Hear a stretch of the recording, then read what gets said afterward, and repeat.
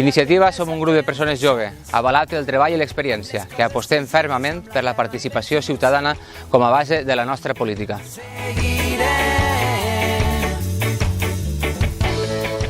Per una biblioteca en condicions, horaris, amb mitjans humans i materials propis del segle XXI. Necessitem un auditori, no sols per a les distintes associacions que enriqueixen el poble i li donen cultura, sinó per a tots els veïns.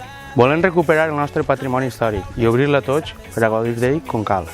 És molt important donar suport a l'escola pública i treballar conjuntament amb l'AMPA i el Consell Escolar.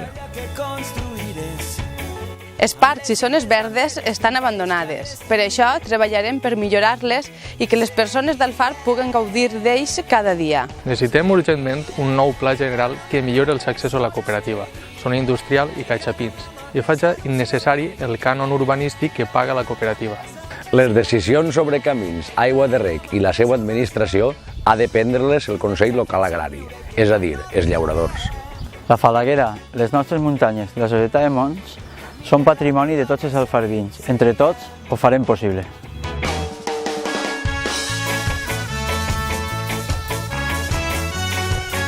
L'Ajuntament és una empresa de serveis amb la finalitat principal d'atendre els veïns i les veïnes.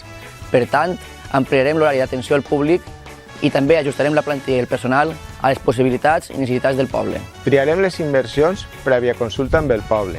Convocarem concurs d'empreses i contrastarem els pressupostos. Els impostos són per a invertir en el benestar del poble. Canviarem aquells que només tenen interès recaptatori. Així teníem el consultori del metge, les cases dels mestres i la llar dels jubilats. Quants anys fa que només tenim pols?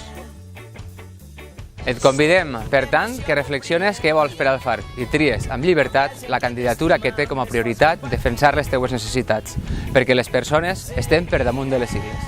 Per molt que prenem junts la iniciativa. Les batalles quotidianes, amb les guerres de sempre, amb l'antic complot.